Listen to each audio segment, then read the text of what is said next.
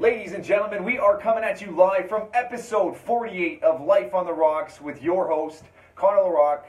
Today's featured guest in the hot seat is my good friend, Jordan Richardson. How you doing, my friend? Not bad. Yourself? I'm doing really good. Good. It's an absolute pleasure to have Jordan on the show this afternoon. For anybody in the city of Greater Sudbury or whoever's watching this that doesn't know Jordan Richardson, he's the Chief Sales Hero at Insurance Hero. So first off, the first question I always like to ask to get the conversation started, what got you started in business in general?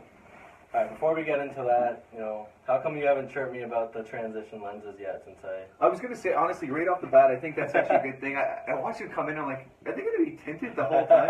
No. I've gotten a lot of comments like, what are you, like a 75-year-old man with your transition lenses? They looked good. I'm a practical guy, I only can keep track of one pair of glasses. Yeah. So I would always lose my sunglasses. I was like, it's worth all the chirping. I'm just going to get some transitions. It's actually funny because I was thinking about that when he came in. I'm like, oh, I'm going to give him I saw you take a double take, so I figured I'd wait till now to bring it up. I give you a break, wait till we're on, No, but that's good, don't worry, they look good. You're going to get a photo shot with them all tinted and everything. Nice. It's good. Okay, so what got you started in business? Yeah, so I kind of fell into business to kind of backtrack to my schooling. Since I was in grade 2, you know how, did your parents have those like little books where you filled out like what you wanted to be your whole life? And I want to be a firefighter or a policeman or whatever. Do you know what I'm talking about? Stuff like that, yeah. Okay, so my mom had a book, and my dad always wanted me to become a pharmacist. So I'd always write in my book, pharmacist. So I took science in high school, pretty good at it, did all right, got into Waterloo. Volunteered in a pharmacy first year university, and I just saw this guy sitting behind a counter at a computer, just going through prescriptions. Very important job, all respect to the world, to pharmacists out there. I have ADD.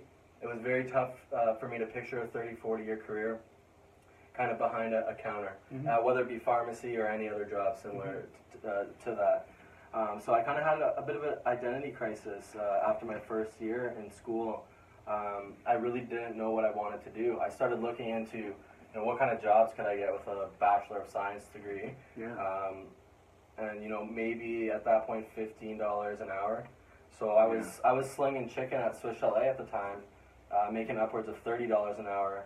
We don't claim all our tips, so not maybe 35 if you look at like the tax differences. Right? Absolutely, yeah. So I have to take over a 50% pay cut to with my honor science degree from Waterloo. Like that really pissed me off.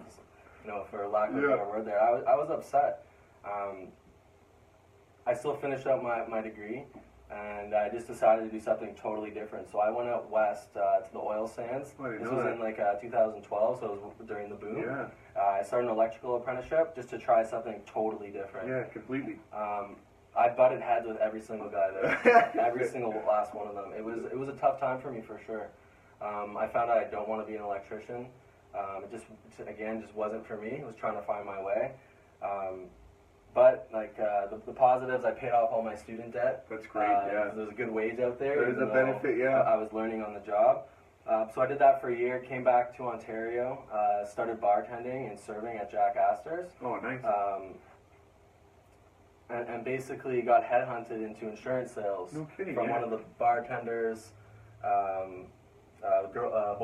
Oh, okay, nice. Yeah. So I had always been business-minded, but it wasn't kind of unleashed to the world until I started that sales job. Absolutely. And when I started to really understand, your time is money. You really are. I wanted to work for what I'm worth. Absolutely, yeah. And I really started to become empowered by the independence of being an entrepreneur, and it's something that really resonated with me. Since that point, I just kind of ran with it, and I have not looked back at all. And I just kind of used that momentum to keep moving forward. Nice to see. Yeah, so I started, I got headhunted by this guy. His name was Ben Ainscough.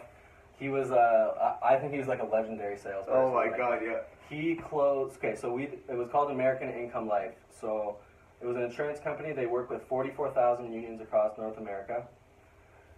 People go into your home, they get you to sign the card, they send it out to the insurance agent, so they think like a union representative's coming over to your house. No kidding, wow. But it's not really set up that way. It's kind of like a third-party insurance company. So our kind of method was one closed sales for life insurance, which is a pretty tough gig. Yeah. 100%. So go into a home, explain life insurance, show them the product, close it all in one go. Not necessarily easy. I saw this guy do it 12 times in a row. Really? Well, Like 100%, like 12 out of 12. shark. Like, it blew my mind. Yeah. And it kind of opened the sales. But he wasn't, maybe he was. Wasn't the most integral? Yeah. No, it Very was cool. just, definitely integral, but where I was going is the products that AIL had to offer weren't what I thought were the most competitive. Nice, So yeah. about 2-3 months into my career there, I started looking, what are other life insurance companies offering? Because we're not the only company around. Definitely, yeah. And I started to realize our products are 5 times more expensive in some scenarios. Oh, that's not even, yeah. So how am I going to sit across with my friends, my family, and say, buy this product from me, trust me, you need this? Yeah. I couldn't do it. So I started researching other companies, other life insurance companies that I could potentially work for, because I kind of had that sales fire Absolutely, started, yeah. and but I wanted to also serve my client the right way.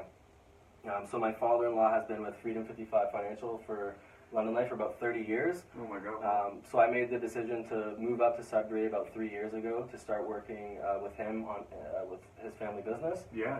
So it's Northwise Financial, and was able to now kind of sell products that I was proud of and do holistic financial planning. Absolutely, yeah. So I was tremendously excited about that.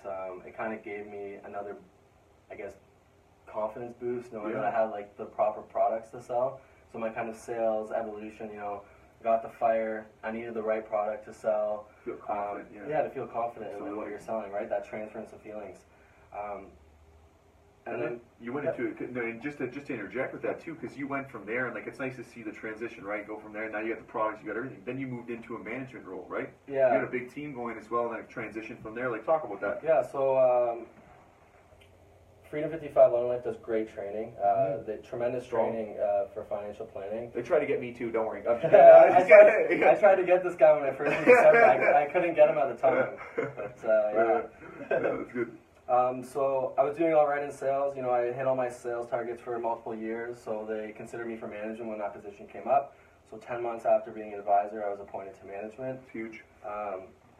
And basically, recruiting was about half my job. Developing, training was the other half of my job, new financial advisors. Recruiting is a tough gig, let me tell you. Yeah. Trying to get young people to do commission sales, and if you've ever tried to get young people to do commission sales, you can probably relate. It's a tough go. Absolutely. I want to inject actually. It's something funny. So me and Jordan, we've been good friends for a while now, especially doing business stuff like that. Funny enough, I was actually recruiting for somewhat of an opposing company, different context of it. We built a team. Like, I recruited a team of about 5, and none of them left. Literally, that goes to show you the same context of what, and like, it was never hard feelings with that. It's just I was offering something different. I wasn't selling the product myself, but the same context, like, shows like this guy, you built a whole entire team, and then you look at where it is, like, people need, an incentive, and it's like, unless you're a complete shark, you can go in there like that guy with the 12.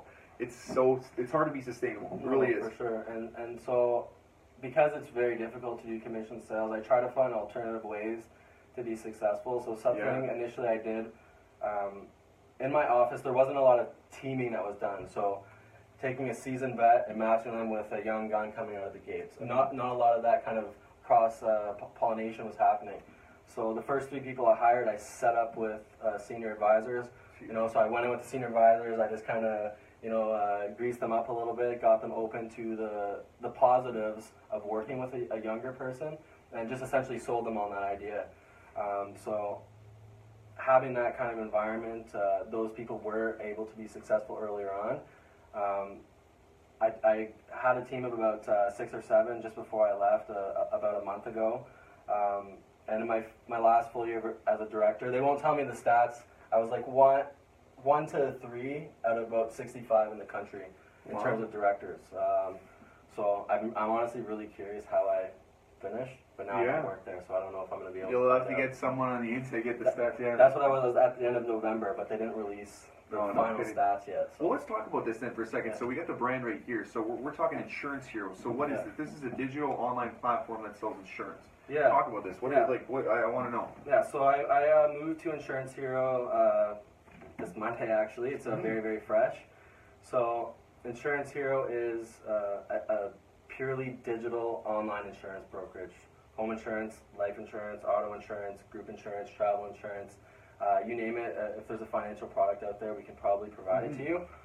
The whole idea around this digital brokerage is that more and more people are wanting business processes that have less friction. Absolutely. So, for example, if you want auto insurance and you work with a traditional brokerage, you have to drive to that brokerage, you have to book an appointment, take the time to do that, sign papers, maybe talk to them for a bit and drive home. Exactly, yeah. In Sudbury, that's not a huge deal, to be quite honest. That's, maybe a 5-minute trip, a 20-minute appointment, a 5-minute trip.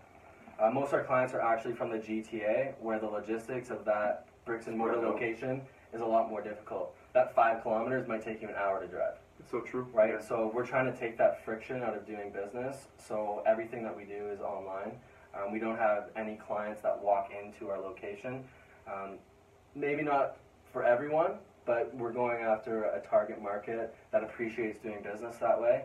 That must be the younger demographic, I was going to say, right? A lot of demographic, like in the middle. Yeah, so that's definitely our target market, but I was talking to one of our personal brokers yesterday, and her oldest client is 84. Oh, wow. So, out of Toronto. So, most of our clients are in that kind of 20 to 45 demographic. Right on the phone, ding, ding, ding, Yeah. Absolutely. Do you, with this business, just out of curiosity too, like, what are some of the things, like, so being that it's an online platform and you don't have offices, like, you obviously have the phones, you can get on the phone with people just to walk them through. Like, how does this company, like, what are some of the good things they do with marketing? Like, because that must be the hard part, is to scale and get the name out, right? Yeah. So guys like you'll be out there in the community saying, hey, we got this. Like, what are some of the things you guys are utilizing? Yeah, so Greg Raymond is the founder of Insurance Hero, and he's done a tremendous job using search engine optimization. So that's creating content based on Google's algorithms. When you type in Auto Insurance Ontario, how they determine what ad comes first. SEOs, yeah. Right? So the longer your site is up for, the more content you write, the more blogs you have, the more backlinks you have, the more Sudbury.com or the Toronto Sun links to your site, the more kind of powerful your site becomes. Absolutely. And the higher up the Google rankings it becomes. Exactly, yeah. You got to be on the first page. So there's always a joke, you bury bodies on the second page of Google because no one goes there. So, it's a very competitive space. Absolutely. Auto insurance is from what I understand, I don't know this for a fact, this was told to me, so, if anyone else knows, let me know. But I guess auto insurance is the most commoditized product on the internet. Like, the most financial service transactions are done online for auto insurance right now. So Google demands the highest amount of money per click for auto insurance compared to any other type of ad. I believe it, even with the AdWords and everything else that goes with it. Well, especially insurance too. Like, I want you to talk about that. Like, a lot of people, even me, myself growing up, a lot of the time, like, I'd always be like, you never see yourself, I'm going to go into insurance. People don't realize it's such a lucrative market, especially for young people, or, especially for people, it's usually a lot of time to transition, and I don't mean this in any harm, but I see a lot of people graduating university coming from business degrees, and they went to one or two, like, they think, they have this big dream about, this is where I'm going to go, and next thing you know, they're either in car sales or they're going into insurance. Real estate. That's the transition I've seen it. And is that something you're seeing, like, also for people out there? Jordan is part of the YPA board, so Young Professional Association. Like, what are some of these things that you're witnessing, especially being in the market as a millennial with these young people? I think the biggest thing is a lack of awareness of what people actually want. I think self-realization is a very difficult thing to come to, especially in your high school years with a lot of confusing things going on. I had no friggin' clue what I wanted to do. No friggin' Pharmacist, remember? I thought I wanted to do that, right? But like that, who I am and pharmacy, like, did not match up at all. Absolutely. So my awareness about what I wanted in my employment situation was terrible. That's partly my fault. I mean, I could point fingers and say it was at the education system or my parents or whatever, but the fact of the matter is that I didn't have awareness about what I wanted to do, and I think that's something that's widespread. So true. I think people look at the next step, and they forget sometimes to look at what the steps after are. And when I'm talking to someone, people would apply to Freedom and they be business students or whatever. If you're just thinking about your next step, like what you're going to take in school, and you're not thinking about the steps after that, it's impossible to be set up for success because you don't have a plan. No, you're right. So I would say it's just a lack of awareness of how people fit the jobs that they want. I'm a huge example of that. Like, I have ADD and I thought I wanted to sit behind a desk for 40 hours a day. It's not going to work, right? And getting a true taste of what the job market has. So what I've kind of seen is there's kind of two subsets of people. There's people who want to plan their path, and then there's people who want to be told what to do. You're right. And it's really hard for those people to cross over into the other realm. And I think that both people are necessary. I don't think it's better to be one way or the other. I think it's confusing when people who want to be told what they want to do pretend that they want to plan what to do, and vice versa. So some of the kind of botched recruits that I've had, as I believe a narrative that they would tell me, instead of digging deeper into who they are as people and determine, you know what, maybe they think that they can do this, but they just kind of want to be told what to do. Exactly. Yeah. And an entrepreneur doesn't have. If you want to be an entrepreneur, you can't want to be told what to do. You got to take the ownership. You have to find your own way. No, you're absolutely. One other thing, this is super important. Like, we got to talk about this because this is something that's so prominent in the world. Like, how was it for you stepping into the sales sphere? Like, you probably wouldn't imagine yourself going into sales, becoming that, and then all of a sudden, sales you see is huge. You know what I mean? For sure, good question. It was really, really tough at first. Like, I developed an eye twitch when I first got into sales. I got a bald spot on the back of my head. Really? When I first got into sales, like from stress. From nerve, stress. I'm very, very hard on myself. So, when things in sales, they don't always go your way, and that's a learning curve because it's a numbers game, and I know that most of the time I'm going to get a no. Absolutely. Most of the time I'm going to get a no. That initially was tough for me to deal with, and I took that to heart a lot, and it took probably, I want to say 6 months, but probably a year for that kind of callus to grow over like my heart to be protected. That it's not you, man. It's just personal. It's just a situation. They don't want your crap, man. No, I'm kidding, but not literally. But and just even being comfortable with commission probably took a year. That's just knowing that when I go and when I put my now dress shoes on and go to work, that I'm gonna bring home a paycheck. And I mean, I have a 2-year-old daughter. I have another daughter on the way. So, I mean, when you have that kind of situation and you want to provide, it can add another layer of complexity and stress for sure. I want to make a comparison. This is just a complete interesting analogy. So talk about that. Talk about the psychology behind, having to, quote unquote, you eat what you kill. You know what I mean? That's the hardest thing, even when you're trying to communicate. You show people the T-chart saying, here, look, you're converting 40 hours a week to this job. Well, why don't you do this to make that exact same amount of money? Give all that time to try to get a commission check. I kind of look at it like you see some immigrants come into the city, and this is a weird analogy, but they have that immigrant hustle. I talk about it, and it's almost the same thing with commission in the sense that you have to, you got to go out there and make it. You're driven to make it more. Sometimes it's a demotivator. Sometimes for people, if they're out there, they like commission, they feel comfortable. Yeah, they catch fire. Exactly. Talk about that. That's something important, like just the mindset behind that. Yeah. I mean, the mindset to eat your paycheck every week. Like I'll tell a story from a past job that I had to kind of relate to this one.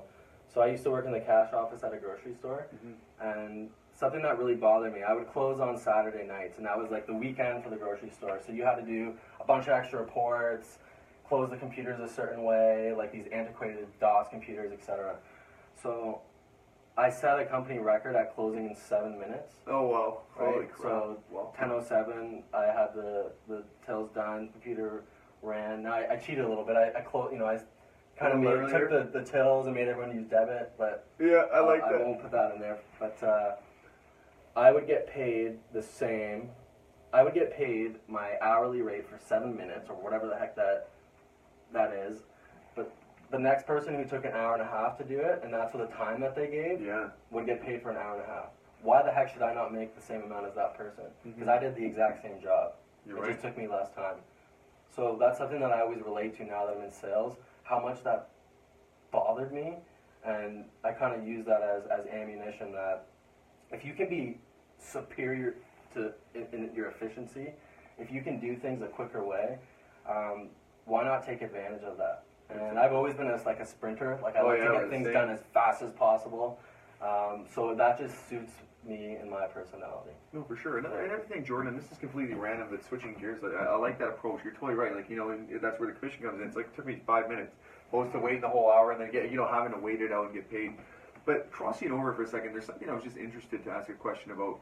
So you say you have ADD, and in some cases, a lot of people tell me I have ADHD. Like you're always wired up, and I'm like, no, I don't actually have it, but it just depends where your focus goes. Sometimes I would almost argue that's an advantage in the sense that, you know what I mean, when you're on a certain task, like for you, you're not going to sit at a desk, but when it comes to something, you got to get out there.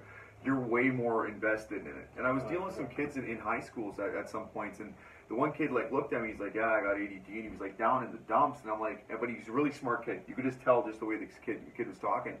I sat down, like, you know, you're an advantage. I said, you know, you might not be able to do like these other things and sit in your desk for 5 minutes, like, I mean, like someone, but I said, you get a job or something that's going to require you to get out there and move and be in like 15 different directions. Yeah.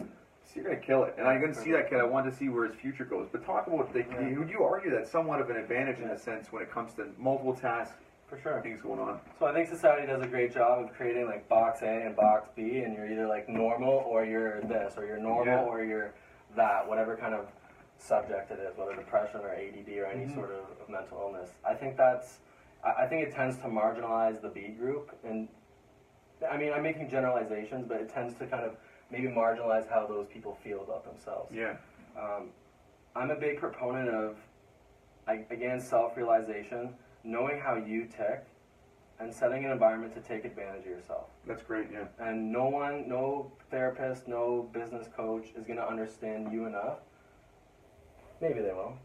But theoretically know to help you put those kind of things in place to help you take advantage of yourself. Exactly. So I know I need to be extremely routine-oriented. Definitely. Or my ADD just flies off the charts, and it's hard for me to kind of be productive. So I kind of have my routine that needs to be set.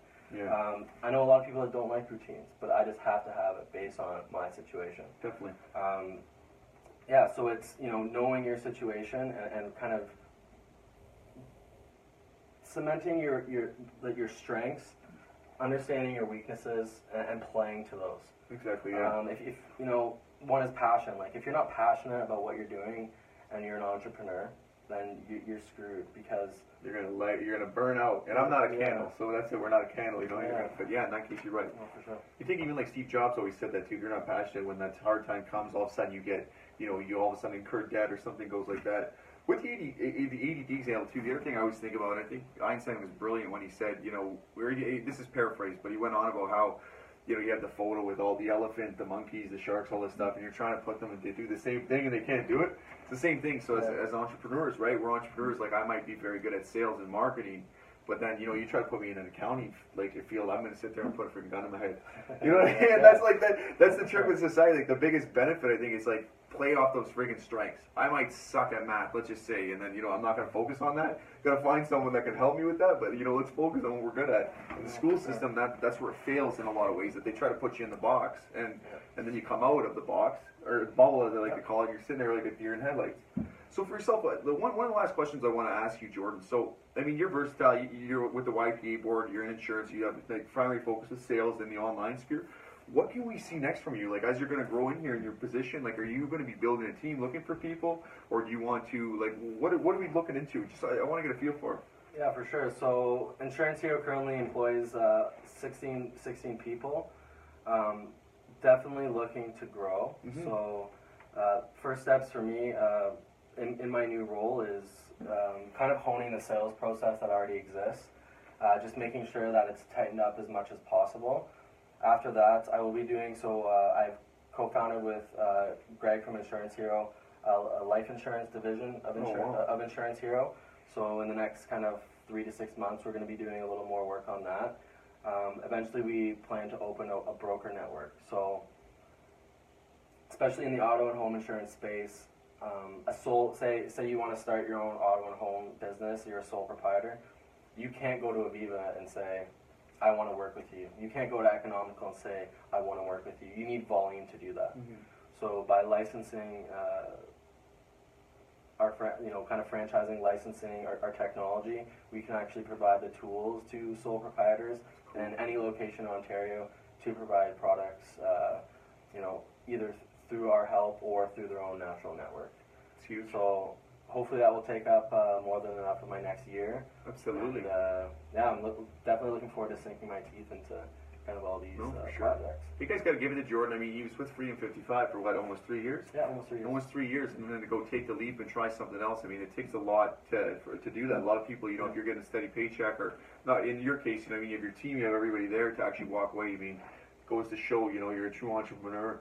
You know, seeing the opportunity, time to get on it. So where can we find you on social media? Look it right into the camera. You can find me on social media. You can find me on LinkedIn, Twitter, Facebook, pretty much everything. So it's all under Jordan Richardson? All under Jordan Richardson. Easy as that. I'm surprised no one else got the name on Instagram. Yeah. Let me put a quick networking plug in here too, because... Oh yeah, for sure. But I wanted to mention that... So the opportunity that I got through Insurance Hero actually started with a LinkedIn message to Greg a year and a half ago. I just dropped a line saying, hey, if you ever have positions open, I really believe where your digital brokerage is going. And, you know, being in my role at Freedom, I could kind of see that that's where the market was kind of going to go. Yeah. And so I remember having the message typed out, and I was just going to delete it because I didn't know who this guy was. It was just a random message, but I decided to send it anyways. It took about 6 months, I think, before he replied, but, you know, I'm thinking about doing something. So we got together, we started planning. About a year later, it actually happened. I'm extremely pumped about this opportunity. It's going to be great. And I just wanted, you know, to all the people out there, if you ever think about sending that LinkedIn message, you know, just hit send. What's the worst that could happen? Really, It's really paid dividends for myself. So. No, especially in the insurance market. I mean, just everywhere in general, to know as many people, because then you can offer more services and things. Like if maybe you can't do something, but your friend can. That, I think, right there is the moneymaker, man. Honestly, sure. It's been a pleasure to have you. Absolutely. Thanks for having me. And check out Insurancehero.ca. That's right on the tagline there. It's going to be revolutionizing insurance. Thanks, guys.